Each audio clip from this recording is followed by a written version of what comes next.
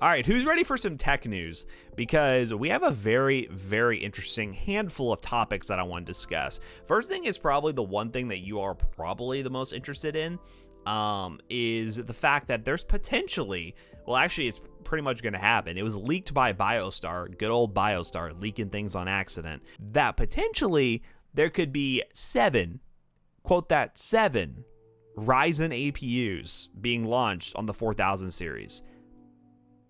What? 7? That's kind of ridiculous. I'll be honest with you.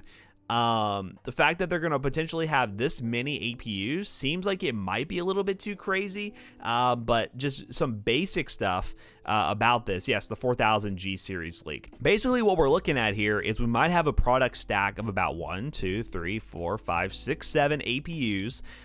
That will all range from 4-core 8 thread all the way up to 8-core 16 thread, for basically people who want CPUs with really awesome Vega graphics. So it looks like we're starting at the basis with the Ryzen 3 4200GE, which is going to be a 4-core 8 thread. Keep in mind, I'm assuming all of these are going to be Zen 2 based. I doubt all these APUs. Normally the APUs are based on the past generation, so these are not going to be 4000 series based CPUs or Zen 3. This is most likely going to be Zen 2 based, which is not a bad thing because Zen 2 is actually really awesome. The 3600, all the processors are right now. People really like those processors.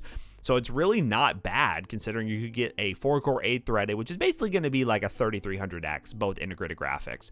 I'll be interested to see how this thing performs. The only downside is, from what I've heard, I don't know if this is true or not, chat, you can confirm, but there is potentially a rumor that these GPUs are actually not getting upgraded. They're technically just going to be a slight spec bump, but they're not actually going to be newer Vega-based GPUs. That could be a downside. I mean, if somebody just wants like an easy mini ITX system that has decent graphics to do some games but mainly do work, then something like the 4700G would make a lot of sense. The only thing I worry about, though, is GPU acceleration in programs like Premiere Pro. They don't really take advantage of the Vega GPU nearly as much as they should. If they did, this would be really awesome.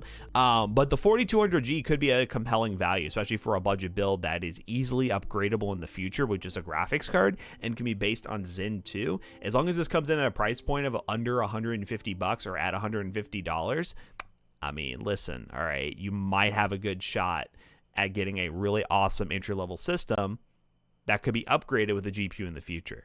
All right, so, you know, it does the job.